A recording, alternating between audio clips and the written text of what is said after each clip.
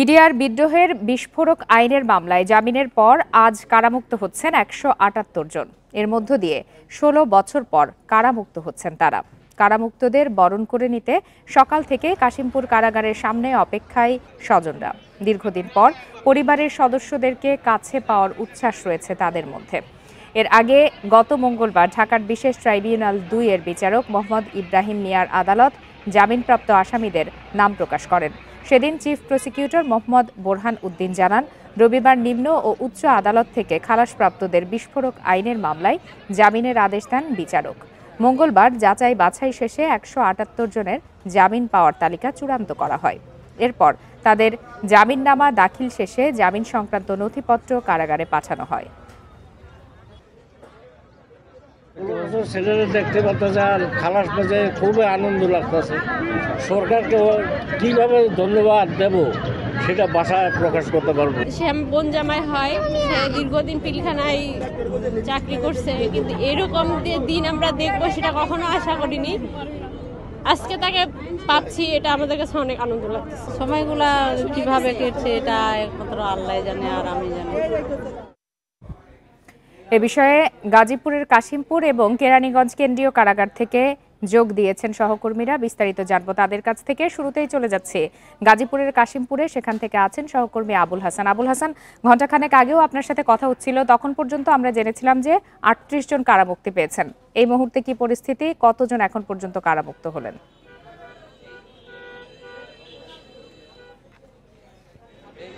দেখুন, আমরা সর্বশেষ যে খবরটি পেয়েছি যে সর্বমোট ৪২ জন এই কাশিমপুর কারাগার থেকে বিডিআর বিদ্রোহ মামলায় জামিনে ছাড়া পেয়েছেন। এবং আপনি জানেন যে এই কারাগার থেকে যে ৩টি ইউনিট রয়েছে, হাই সিকিউরিটি পার্ট 1 এবং পার্ট 2, এই 3টি কারাগারে ১২৬ জন বন্দী ছিলেন বিডিআর বিদ্রোহ মামলায়। এবং তাদের জামিনের যে কাগজপত্র সেটি আজ সকালে এসে কারাগারে পৌঁছায় এবং কারা কর্তৃপক্ষ সেগুলো যাচাই বাছাই পর একে একে কিন্তু এই ১২৬ জন বন্দীকে মুক্তি দিচ্ছেন। এবং এই মুক্তিকে ঘিরে কাশিমপুর কারাগারের মূল ফটকে কিন্তু যারা আত্মীয় স্বজন রয়েছেন, পরিবার পরিজন, তাদের ভিড় রয়েছে এবং তারা এখানে অপেক্ষমান আছেন। অনেকের কাছে ফুলের মালা রয়েছে, ফুলের তোড়া রয়েছে। যখনই কোনো বিডিআর সদস্য এখানে আসছেন তাদেরকে কিন্তু তারা বরণ করে নিচ্ছেন এবং বুকে জড়িয়ে ধরছেন, অনেকেই কান্নাকাটি করছেন। এখানে কিন্তু আবেগ ঘন একটি পরিবেশ তৈরি হয়েছে। আপনি জানেন যে দীর্ঘ ১৬ বছর ধরে এই কারাগারে তারা বন্দী ছিলেন। আমি এই মুহূর্তে একজন কারাবন্দীর সঙ্গে কথা বলব। আবু হোসেন নাম তার, এবং তিনি কারাগারে দীর্ঘ ১৬ বছর ছিলেন। তিনি বিডিআর বিদ্রোহ মামলায় কিন্তু এখানে ছিলেন এবং তার অনুভূতির কথা আজকে আমরা জানবো। যে এখানে তো আপনি দীর্ঘ ১৬ বছর ছিলেন, এই ১৬ বছর এখানে কিভাবে কাটালেন, কি মামলায় ছিলেন, এই মামলার প্রক্রিয়াটা যদি বলতেন। আসলে আমি তো চাকরি করছি খুব অল্প দিন, আমি ৬ মাস চাকরি করছি। ৬ মাস চাকরি করার পরে পিলখানার ভিতরে যে ঘটনা ঘটে, হ্যাঁ, ভালো করে পিলখানায় চিনতাম না। হ্যাঁ, তারপরও কোনো কিছু না জানা সত্ত্বেও আমি জেলের ভিতরে বন্দী ছিলাম প্রায় ১৬ বছর। ঘটনার পরে আমি ১ বছর চাকরি করছি। মিথ্যা সাক্ষী না দেওয়ার কারণে আমাকে জেলখানে আসতে হয়েছে। হ্যাঁ, তা ভাবি নাই কোনোদিন জেল থেকে বাইরে হবো। আল্লাহ পাক রব্বুল আলামিনের অশেষ রহমতে জেল থেকে বাইরে হয়েছি। জেলের ভিতরে যখন ছিলাম আমি আমার অনেক আত্মীয় স্বজনকে হারাইছি। আমার নানি চলে গেছে, আমার মামা, আমার চাচা গেছে, আমার দাদা চলে গেছে দুনিয়া থেকে, আমি তাদেরকে দেখতে পারি নাই। অথচ আমার বড় করার ক্ষেত্রে তাদের অবদান অনেক বেশি ছিল। হ্যাঁ, তাদের অনেক ভালোবাসা আদর আমি ছোটবেলায় পেয়েছি, কিন্তু তাদের শেষ সময়টুকু আমি তাদের কাছে থাকতে পারি নাই। আজকে বাবা মা, বৃদ্ধ বাবা মা, তারা বয়স হয়ে গেছে। আমি ১৬ বছর পর বাইরে হলাম, জানি না এখন বাইরে যেয়ে কি করব। আল্লাহ পাক রব্বুল আলামিন কোথায় নিয়ে যাবে, কি অবস্থা হবে জানি না। তবে বাংলাদেশ গভর্নমেন্টের কাছে আমার একটা আবেদন যে উনি যেন আমাদের হারানোর সম্মানটুকু ফিরাই দেয়। আমরা যেন দেশের বাড়িতে যে যেন আমরা প্রান্তিক জনগোষ্ঠী হিসেবে বিবেচিত না হই, আমরা যেন সম্মান নিয়ে যেন মাথা উঁচু করে যেন আপনাদের সাথে সকলের সাথে যেন মিলেমিশে থাকতে পারি, সমাজের সাথে চলতে পারি। সবাই একটু দোয়া করবেন আমাদের জন্য। যেমনটি শুনলেন, এখানে বিডিআর বিদ্রোহ মামলায় তিনি কিন্তু দীর্ঘ ১৬ বছর এই কারাগারে অন্তর্ভুক্ত ছিলেন এবং এভাবেই কিন্তু এই কারাগার থেকে ১২৬ জন বন্দী ধীরে ধীরে বেরিয়ে আসছেন। এবং আমরা যেটি জেনেছি যে এখন পর্যন্ত ৪২ জন বন্দী তারা কারা ফটক থেকে বেরিয়ে গেছেন এবং তারা। আবুল হাসান, আপনি আমাদের সাথেই থাকুন একই বিষয়ে জানতে। এবারে চলে যাচ্ছি কেরানীগঞ্জের কেন্দ্রীয় কারাগারে, সেখান থেকে আছেন সহকর্মী শামীম আরমান। শামীম আরমান, কেন্দ্রীয় কারাগার থেকে এখন পর্যন্ত কতজন কারামুক্ত হয়েছেন এবং তাদের প্রতিক্রিয়া কেমন দেখেছেন আপনি?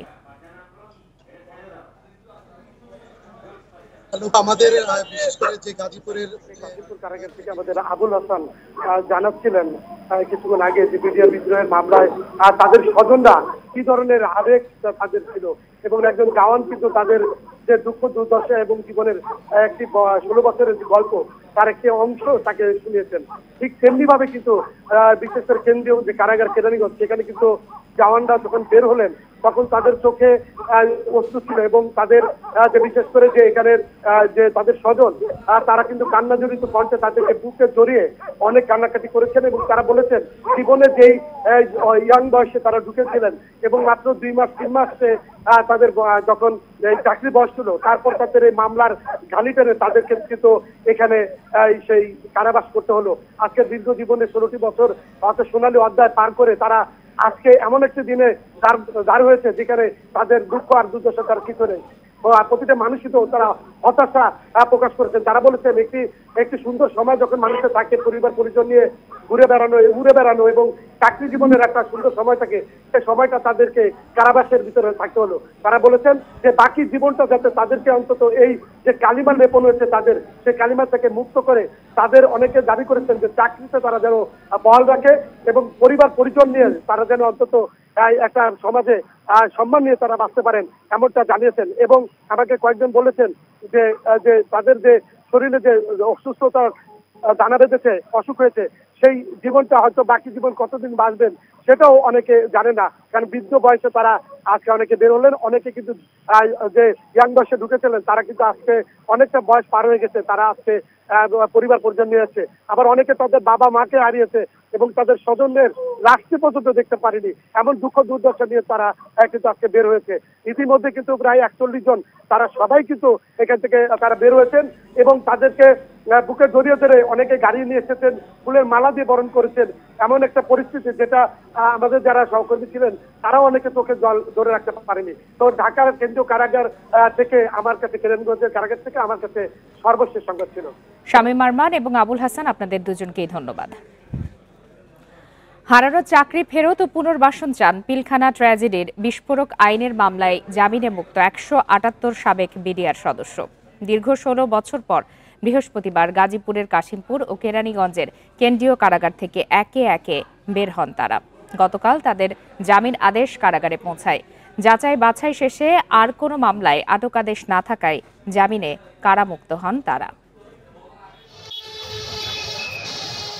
গাজীপুরের কাপাসিয়া উপজেলার সিংহশ্রী এলাকার মামুন চাকরি করতেন বিডিআরে। মাত্র 3 বছর চাকরি করার পর তার জীবনে নেমে আসে অন্ধকার। বিডিআর বিদ্রোহ মামলায় 2009 সালে গ্রেপ্তার হন তিনি। এরপর দীর্ঘ 16 বছর কেটেছে অন্ধকার প্রকোষ্ঠে। জেল জীবনের শুরুতে তার স্ত্রী ছিলেন অন্তঃসত্ত্বা। দীর্ঘদিন পর বাবা মেয়ের মিলন কারাফটকে এক আবেগঘন পরিবেশ সৃষ্টি করে। আজ আমি ক্লাস 9ম শ্রেণীতে পড়ে আমি আমার বাবাকে ফিরে পেয়েছি। আমরা অনেক কষ্ট করে মানে এ পর্যন্ত এসেছি। যেন আমার পূর্ণভাবে আবার চাকরি বহাল করে, সেটা আমি কি করে খাবো এখন? আমার বয়স, আমি যখন অল্প বয়সে 3 বছর চাকরি তখনই আমার এই অবস্থা হয়। শুধু মামুন নয়, তার মতো 126 বন্দীর জীবনের উল্লেখযোগ্য সময় কেটেছে কাশিমপুর কারাগারের অন্ধকার প্রকোষ্ঠে। জামিন পেয়ে একে একে কারাগার থেকে বের হন তারা। হারানো চাকরি ফিরে পাওয়া ও পুনর্বাসনের সরকারি সহযোগিতার দাবি তাদের। নিরপরাধ আমি জেলের অন্ধকার প্রকোষ্ঠে বন্দী ছিলাম। আমার বয়স সেই সময় 21-22 বছর ছিল। আমি এখন এই অবস্থায় আসছি। আমার বৃদ্ধ বাবা আমার বাড়িতে তারা কেউ আসতে পারে নাই। এদিকে কেরানীগঞ্জ কেন্দ্রীয় কারাগার থেকেও একে একে বের হয়ে আসেন 41 জন সাবেক বিডিআর সদস্য। কারাফটকের সামনে অপেক্ষমান স্বজনদের দেখা যায় উচ্ছ্বাস। ফুল দিয়ে বরণের পাশাপাশি মিষ্টি মুখও করান অনেকে। দীর্ঘ 16 বছর পর কারামুক্ত হওয়ায় অনুভূতি প্রকাশের ভাষা হারিয়ে ফেলেন তাদের স্বজনরা। ছেলেরা দেখতে পাচ্ছে আর খালাস পেতে খুবই আনন্দ লাগতেছে। সরকারকে কিভাবে ধন্যবাদ দেব সেটা ভাষায় প্রকাশ করতে পারবো। সে বোন জামাই হয়, সে দীর্ঘদিন পিলখানায় চাকরি করছে, কিন্তু এরকম দিন আমরা দেখবো সেটা কখনো আশা করিনি। 2009 সালের 25 ফেব্রুয়ারি পিলখানা ট্র্যাজেডিতে 57 সেনা কর্মকর্তা সহ 74 জন নিহত হন। ওই ঘটনায় হত্যা ও বিস্ফোরক আইনে 2টি মামলা হয়। হত্যা মামলায় খালাস বা সাজাভোগ শেষে বিস্ফোরক মামলার কারণে 468 জনের মুক্তি আটকে আছে দীর্ঘদিন। নূরে জান্নাত, ইন্ডিপেন্ডেন্ট নিউজ। এ বিষয়ে আলোচনা করতে এই মুহূর্তে আমাদের সঙ্গে যোগ দিয়েছেন সুপ্রিম কোর্টের আইনজীবী ব্যারিস্টার ওমর ফারুক। ব্যারিস্টার ওমর ফারুক, আপনাকে স্বাগত জানাচ্ছি ইন্ডিপেন্ডেন্ট টেলিভিশনে। আমরা এতক্ষণ প্রতিবেদনে দেখাচ্ছিলাম, সরাসরিও দেখানোর চেষ্টা করেছি যে বিডিআর বিদ্রোহের বিস্ফোরক আইনের মামলায় ১৭৮ জন কারামুক্ত হচ্ছেন। তাদের ১৬ বছর কারাগারে কাটাতে হলো, এতে কারো কোনো দায় বা গাফিলতি দেখছেন কিনা? জি ধন্যবাদ আপনাকে, ধন্যবাদ যারা দেখছেন শুনছেন ইন্ডিপেন্ডেন্ট টেলিভিশন। এটি বড় মর্মান্তিক, ১৬টা বছর চলে গেছে জীবন থেকে, এবং সবচেয়ে বড় একটি বন্দোবস্তের মাধ্যমে, মিথ্যা বন্দোবস্তের মাধ্যমে তাদেরকে কারাগারে রাখা হয়েছে আয়োজন করে। যারা সত্যিকারের ঘটনার নায়ক, যারা সত্যিকারের ঘটনা ঘটিয়েছে আল্টেরিয়ার মোটিভে অথবা বড় কোনো পরিকল্পনার অংশ হিসেবে, তারা ধরাছোঁয়ার বাইরে রইল।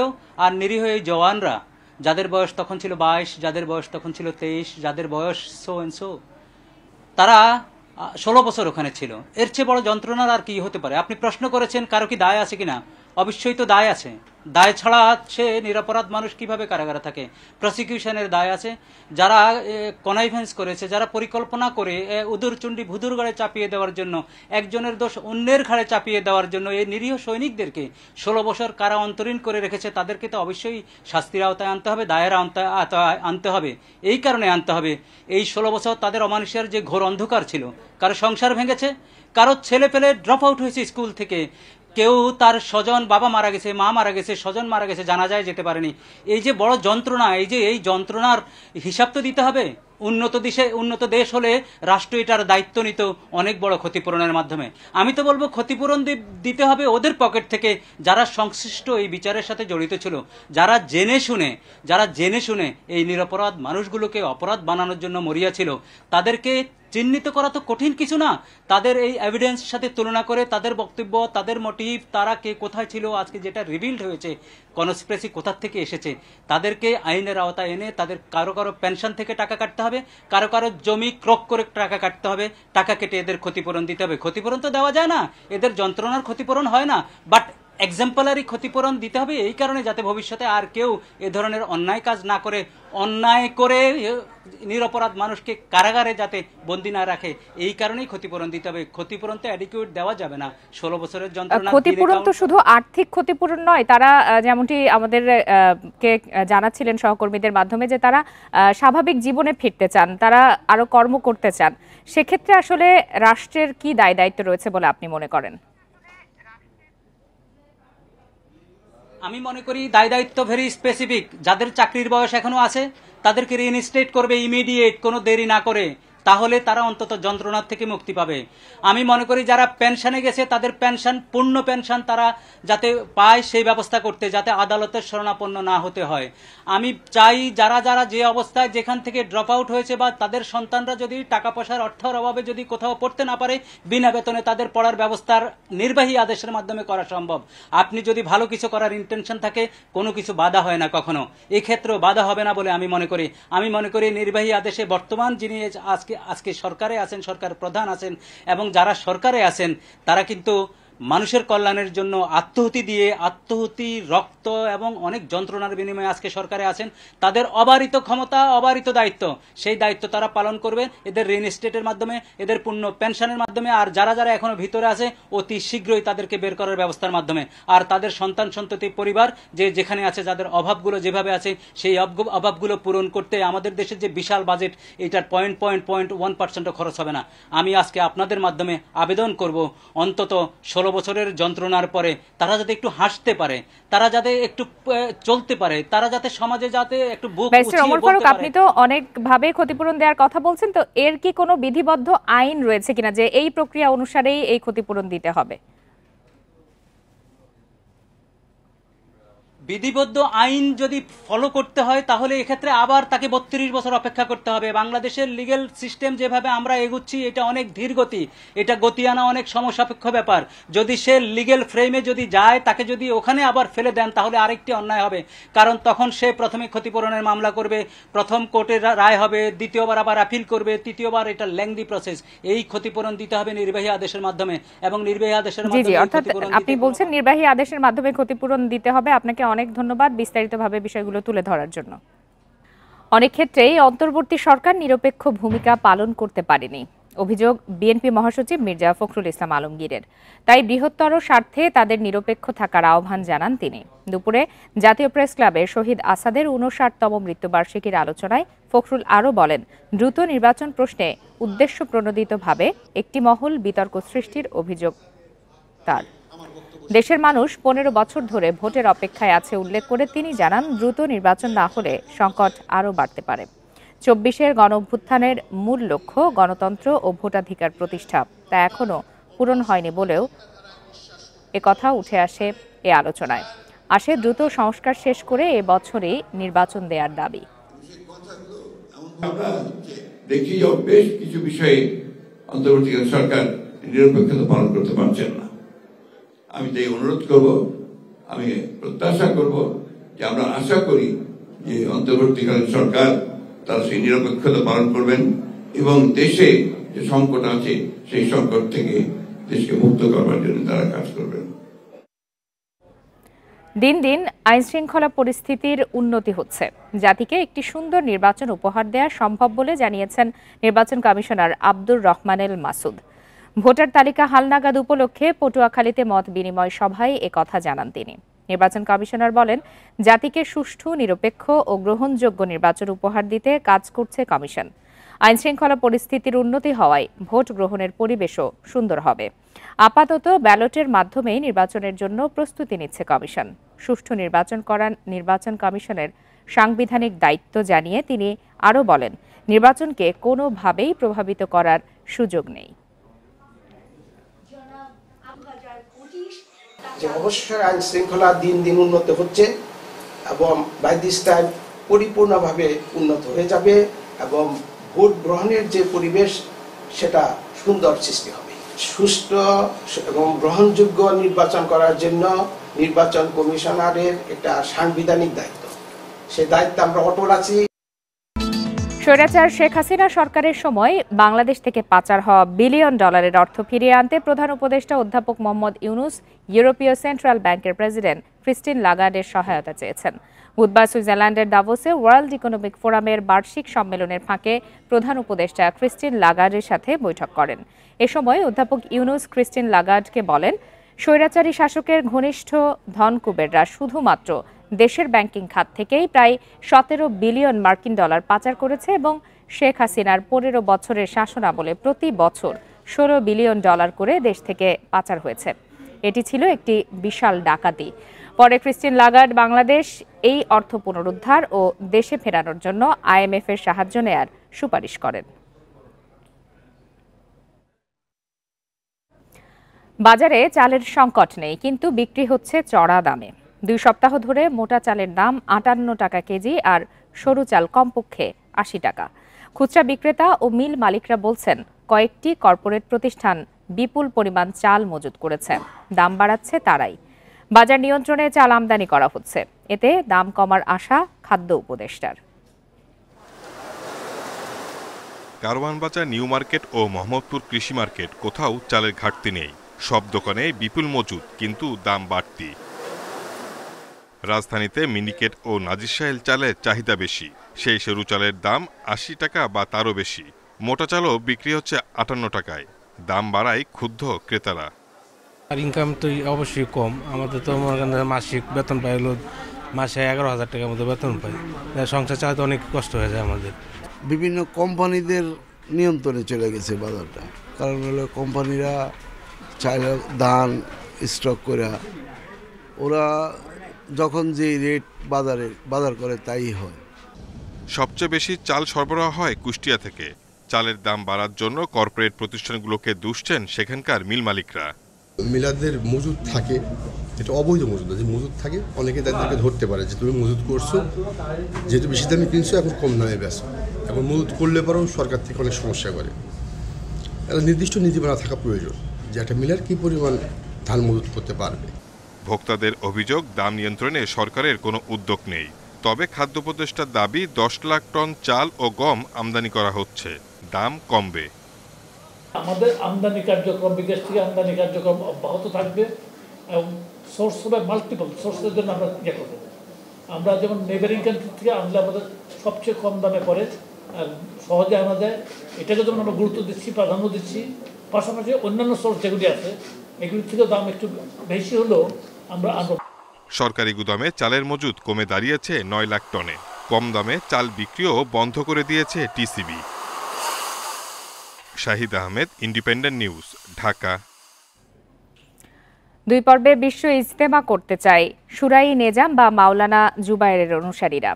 তাদের ঘোষণা অনুযায়ী প্রথম পর্বের ইজতেমা হবে 31 জানুয়ারি থেকে 2 ফেব্রুয়ারি এবং দ্বিতীয় পর্ব হবে 3 ফেব্রুয়ারি থেকে 5 ফেব্রুয়ারি।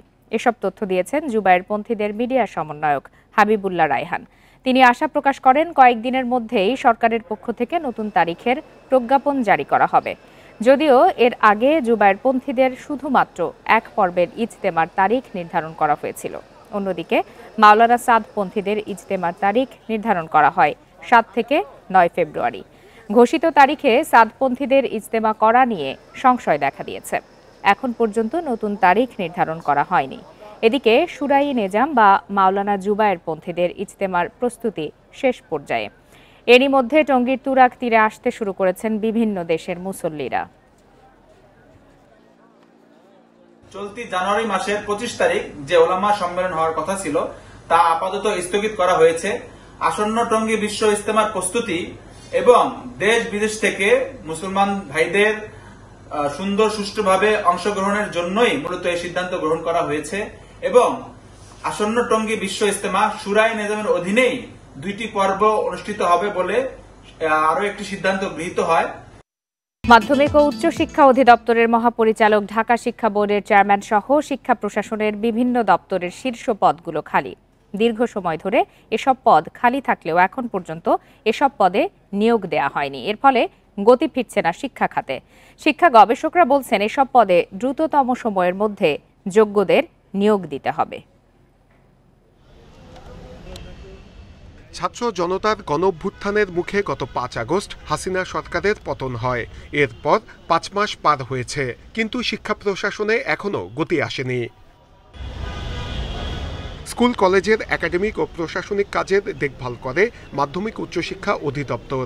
অথচ 5 আগস্টের পর থেকে গুরুত্বপূর্ণ এই দপ্তরের মহাপরিচালক পদে কাউকে পূর্ণ দায়িত্ব এখনো দেয়া হয়নি।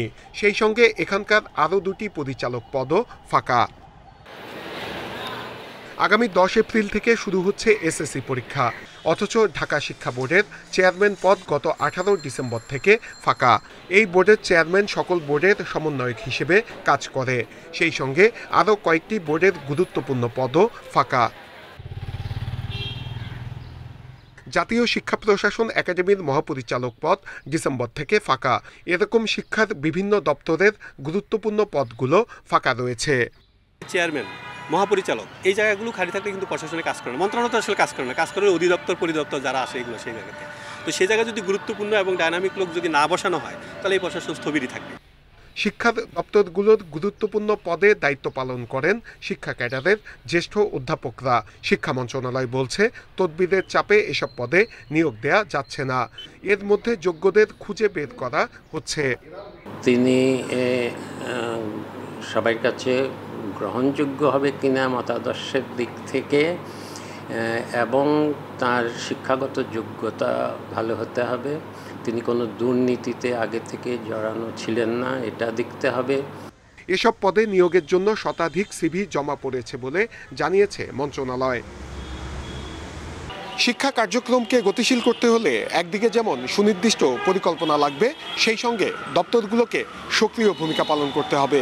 আর এর জন্য যোগ্যদের দ্রুততম সময়ের মধ্যে পদায়ন দেওয়ার আহ্বান সংশ্লিষ্টদের। নূরে আলম, ইন্ডিপেন্ডেন্ট নিউজ, ঢাকা। প্রাথমিক ও মাধ্যমিক বিদ্যালয়ের শিক্ষার্থীদের বিনামূল্যে বিতরণের বই খোলা বাজারে বিক্রি ও মজুতকারী চক্রের 2 সদস্যকে গ্রেপ্তার করেছে ডিবি পুলিশ। রাতে রাজধানীর বাংলা বাজার থেকে তাদের গ্রেপ্তার করা হয়। এ সময় 2 ট্রাক বই জব্দ করা হয়।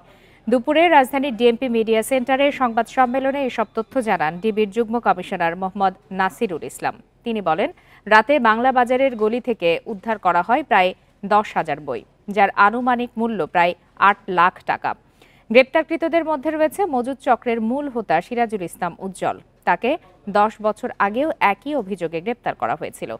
চক্রটির সঙ্গে জড়িত অন্যদের ধরতে অভিযান চলবে। পাশাপাশি খোলা বাজারে এসব বই বিক্রি বন্ধের বিরুদ্ধেও কার্যক্রম চলবে বলে জানায় ডিবি। অভিযান পরিচালনা করে সিরাজুল ইসলাম উজ্জ্বল এবং দেলোয়ার হোসেনকে আটক করে। এ সময় তাদের হেফাজতে থাকা প্রায় 10,000 বিনামূল্যে বিতরণের সরকারি বই উদ্ধার করা হয়।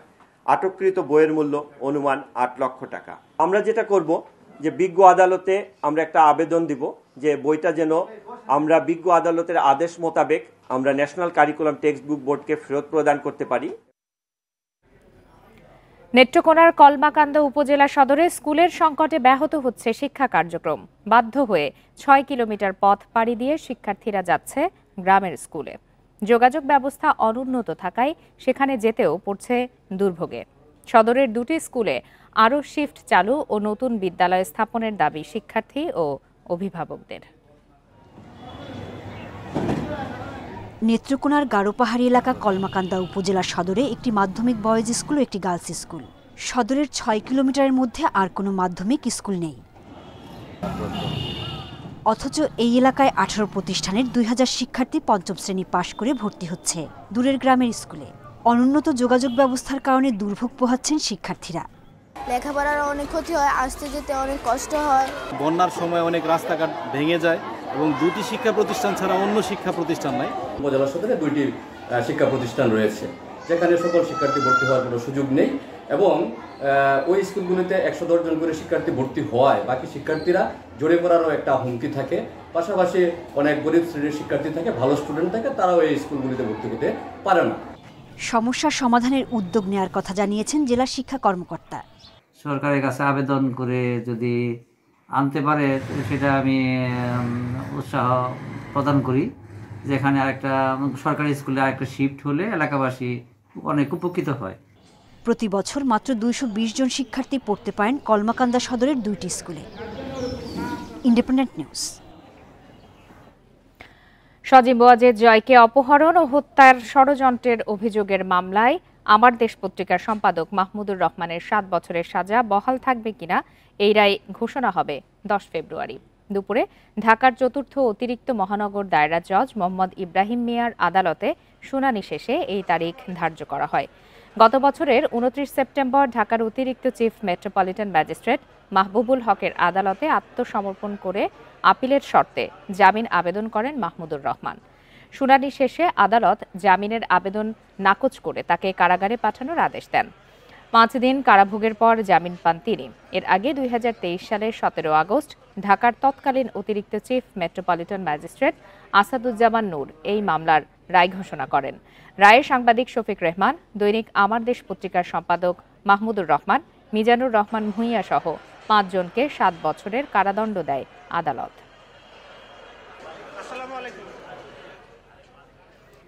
নির্মাণাধীন ভবনে চুরির ঘটনা ঘিরে চট্টগ্রাম রপ্তানি প্রক্রিয়াকরণ অঞ্চল সিইপিজেড এর ভেতরে পোশাক ও নির্মাণ শ্রমিকদের মধ্যে বুধবার রাতে দফায় দফায় সংঘর্ষ হয়েছে।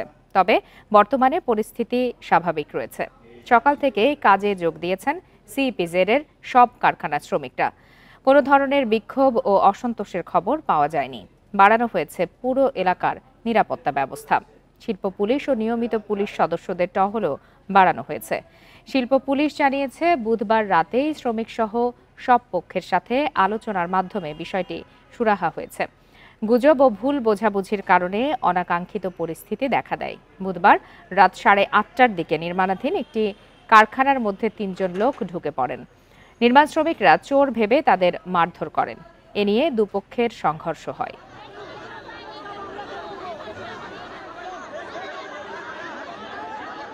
গতকালকার সেই যে পরিস্থিতি হয়েছিল সেই পরিস্থিতি থেকে আজকে আর সে ধরনের কোনো ধরনের সমস্যা হয়নি এবং সেখানে আমাদের শিল্প পুলিশ এবং সিএমপি পুলিশ মোতায়েন আছে।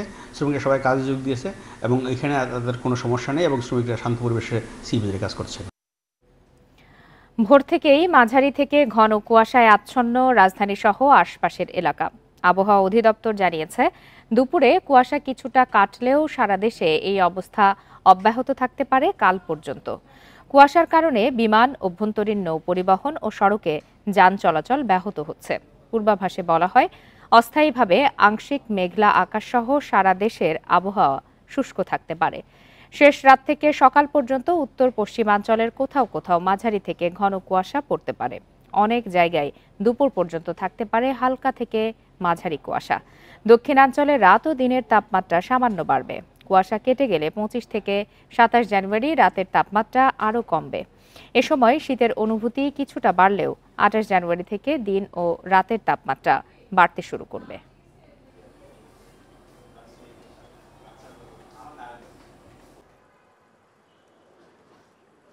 আজকে যেরকম অবস্থা আছে আমরা আশা করছি যে আগামীকালকেও সেরকম কন্ডিশন থাকতে পারে।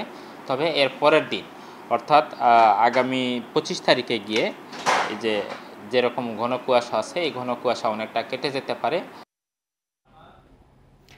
এদিকে ঘন কুয়াশা আর হিমেল বাতাসে জনদুর্ভোগ বেড়েছে সারা দেশে। পঞ্চগড়ে সকাল 9টায় সর্বনিম্ন তাপমাত্রা রেকর্ড করা হয় 12 ডিগ্রি সেলসিয়াস। নাটোরে 2 দিন ধরে সূর্যের দেখা নেই। সকাল থেকেই আকাশ মেঘলা। এমন আবহাওয়ায় বিপর্যস্ত জনজীবন। দিনে কিছুটা কম থাকলেও বিকালের পর থেকে বাড়ে শীতের দাপট। মেহেরপুর, চুয়াডাঙ্গা, ঝিনাইদহে কুয়াশা ঝরছে বৃষ্টির মতো। দুপুর পর্যন্ত দেখা মিলছে না সূর্যের। অনেকেই খড়কুটো জ্বালিয়ে শীত থেকে বাঁচার চেষ্টা করছেন। এদিকে কুয়াশার কারণে কমেছে দৃষ্টিসীমা। সড়ক মহাসড়কে দুর্ঘটনা এড়াতে হেডলাইট জ্বালিয়ে চলছে যানবাহন। বেনাপোলে আমদানি রপ্তানি বাণিজ্যেও পড়েছে বিরূপ প্রভাব। দেরি করে কাজে যাচ্ছেন শ্রমিকরা।